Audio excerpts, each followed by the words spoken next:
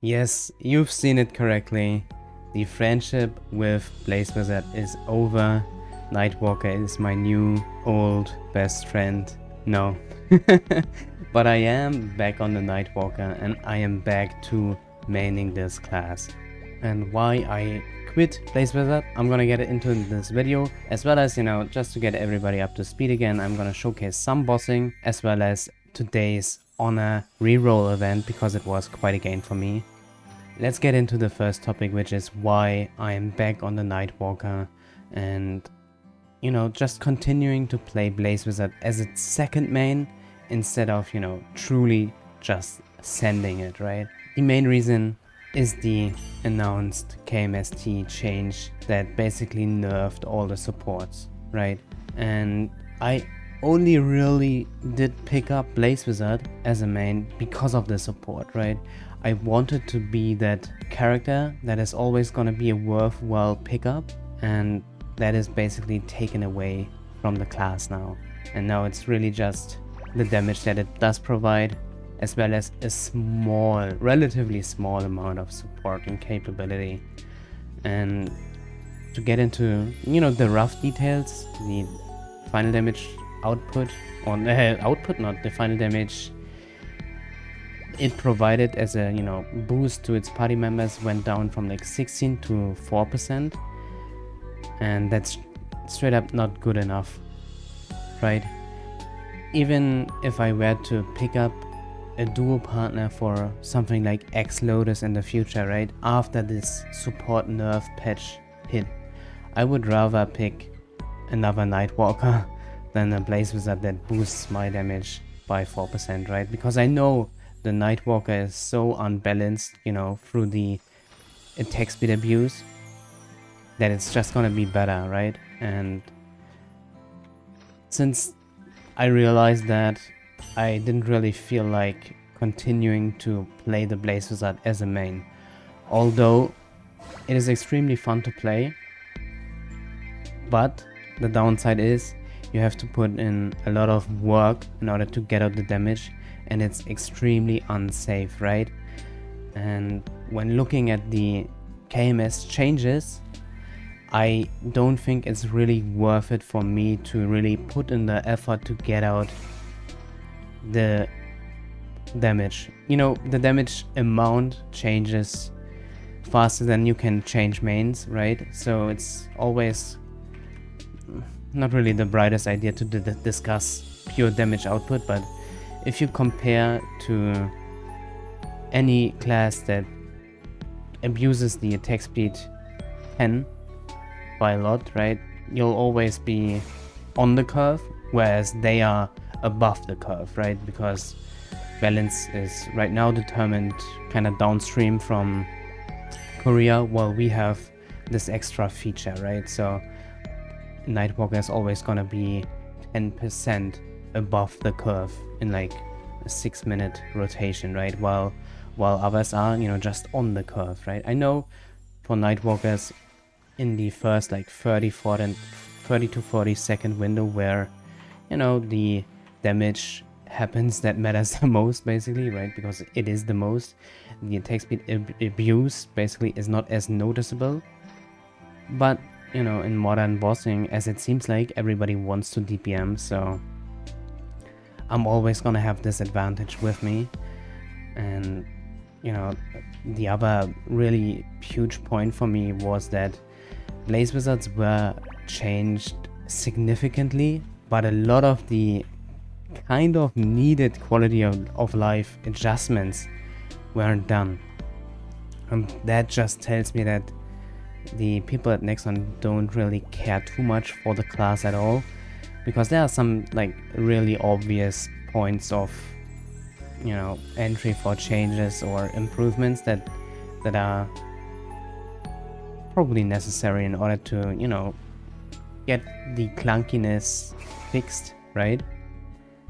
And if I compare that to Nightwalkers right now, it's no comparison at all. Even like this class right here, it feels so extremely comfortable to me and smooth to play, and honestly to to all the people that I asked, because a lot of people have experience with this class because it's extremely popular as a main and as a, you know, C10 bossing mule. So a lot of people have Nightwalkers and know, you know, what they're talking about also.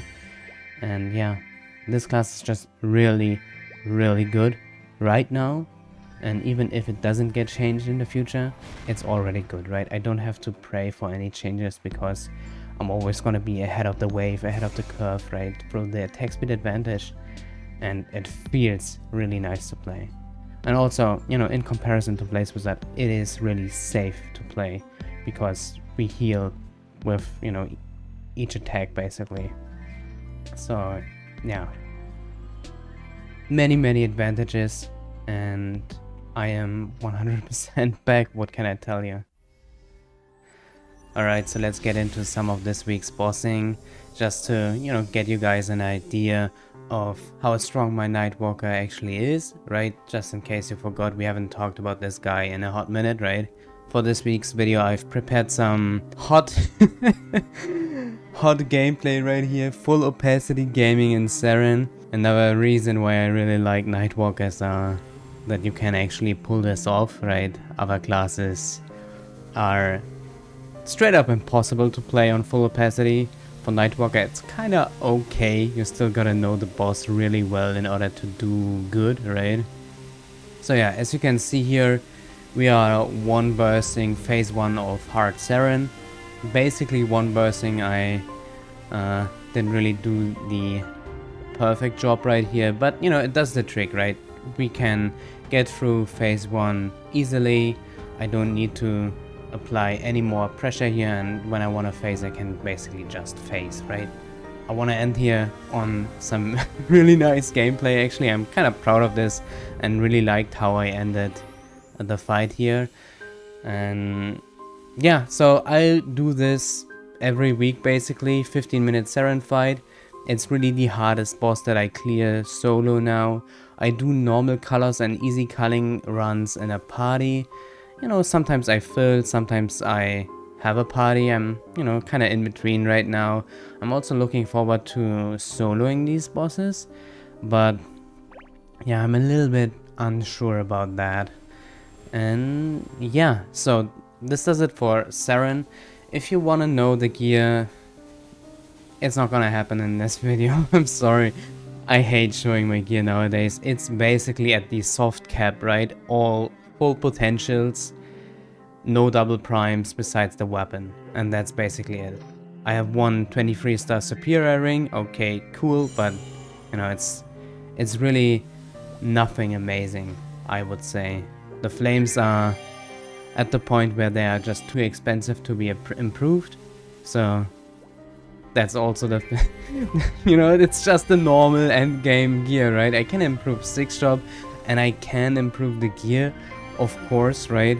But I'm just in the waiting room more than anything else, right? I'm at 3 set pitched right now. I have Eye Patch, Source of Suffering, and Book, and that's it. And yeah, here you can see me in my HLotus run. I got an android, and I'm just showing off a trick how you can save multiple hearts and yeah, not waste inventory space. But yeah, also on that note, I am kind of looking for an Extreme Lotus partner, but I am really unsure what I want to tackle next in terms of, you know, progression goals, like doing Extreme Lotus, soloing normal colors, or soloing easy culling. All of these are kind of possible for me right now. And lastly, like I said initially, I want to talk about inner ability gains here. I'm right now in my farming setup, and the farming inner ability is basically done. I do prefer the 20 Mezol 15 drop combination, because with this I'm still at 401% item drop rate even without popping a web, because you know, in my Legion artifact I have the item drop rate maxed, which just works out perfectly, right? Besides that, let's check out the actual damage equipment presets here. So we have this one, 20 boss, 38 buff, and 5% abnormal damage. This is 3% abnormal damage off of max, and yeah, absolutely perfect, right? I think I will keep this until I have the second inner ability truly maxed out, and this is really the point of, you know, contention, or what I wanted to talk about here to begin with, because this inner ability is 20% boss, 21 attack, and 7% abnormal. Even though, you know, the abnormal percentage is better, I am still not using this, and I'm still re-rolling this. And the simple reason is because the 38 buff from this preset right here are actually quite useful to me right now. But having attack at a certain stage of your progression is probably gonna be beneficial for you, right? So in terms of priorities, right, you always want to have your crit rate max, and if you can't get that out of hypersets and Legion artifact, right, you gotta have crit rate in your inner ability, right?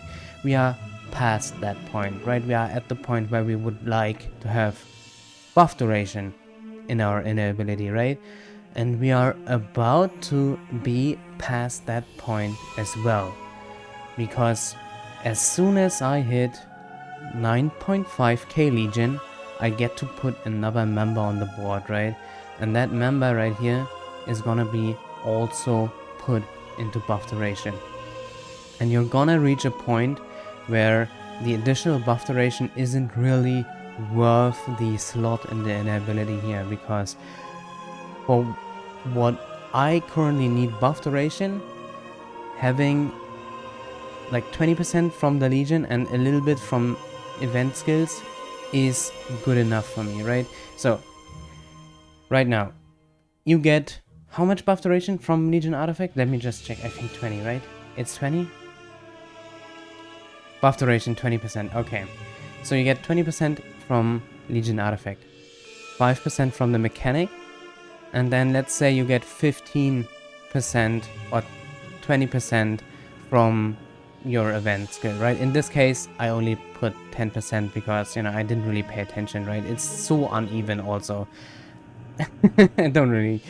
yeah. This event skill this wasn't really properly maxed, to be honest, but okay. In total, right? You get like 40... No, wait. Okay, let's count again, right? Let's count again. 20 Legion artifact, 5 from the mechanic, let's say 20 from the event skill, right? Puts you to 45, right? 45% buff duration. What does that actually do for me right now in this situation, right? It extends Angelic Buster Link skill. And that's it, right? Nightwalker has no other skill that does anything for in terms of, you know, being extended by buff duration. But the AB Link extension is actually so important that you still really benefit from having this 38% additional buff duration, right? And in my buff order, I would use AB Link, Last Resort, and then I would use my Roar, right? And the effect of the Roar, you know, it doesn't stay out forever, right? And in this case, you know, we can just boop, put down our Roar. We see it ticking down from 15 seconds. So we really have this 15-second window, which we get like a huge amplifier from the Ring of Restraint, right? And if we can manage to actually have the AB Link present for the full 15 seconds of Roar, that's perfect, right? But at a certain stage in your Legion progression, you're gonna hit that stage where you have the AB Link out for 15 seconds. And then what, right? And right now, my AB Link is out for like much longer than 15 seconds, and it's not really needed, right? It's not really needed. And that means that I could potentially invest into the additional 21 attack to boost my damage that I do during the Roar duration, right? And that's the whole thought process behind it here. In my case, I'm not yet at 9.5k. You know, the people say usually that's the point where you would want to make this change. Today I rolled down over 8 million honor, and didn't hit the 8%, but I think it would still be my goal to perfect this inner ability here before I switch into it, right? I really want to have the 8%. And as you can see, I kind of stopped early, right? But honestly, I kind of hit the nail on the head in today's event. Rolling down to 170k was 100% not what I expected at all, right? But, you know, we hit kind of late, but we didn't hit the max. I could use this right now. And if it would be a gain or not, I can't tell, right? I'm not really sure. If you know, let me know, right? But for me, I think I'm just gonna switch into this once it hits 8. And that's basically it. By the time I'm gonna be 9.5k Legion, right? I have plenty of EXP coupons from the Nexon event right here. And yeah, currently all of these are gonna be fed into the Phantom, right? And maybe that's the last thing that we can talk about in today's video here. The Blaster has not done the 5th job advancement quest. It has been pushed to 240 with EXP tickets, and from 240 to 250 it's gonna eat mag potions. And EXP tickets are now being consumed by the Phantom, which is another character that I don't really intend on playing ever, to be honest. It doesn't really improve my damage, but out of the top priority link skills, I said to myself, okay, I'd rather have the Phantom at 250 and play the others, or like level the Phantom to 250 via EXP tickets and mag potions and play the other characters, right?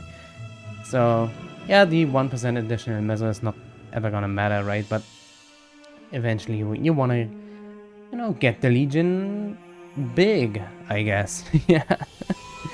Oh man, we are about to hit like the Legion goal that everybody wants to hit, right? This is so hard to hit the 9.5k. But yeah, I think that that should do the trick for this week's video. You can honestly expect more Nightwalker content, and I also noticed that me playing Nightwalker makes me play the game more than if I were to play Blaze Wizard. And you know, this could be a good thing or a bad thing, of course, right? But the farming is just that much more relaxing, to be honest.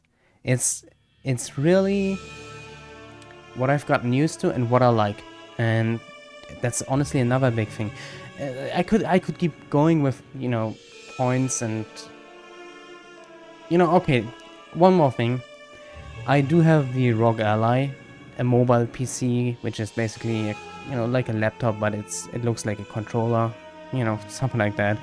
And you know, you can think about it as a VU basically.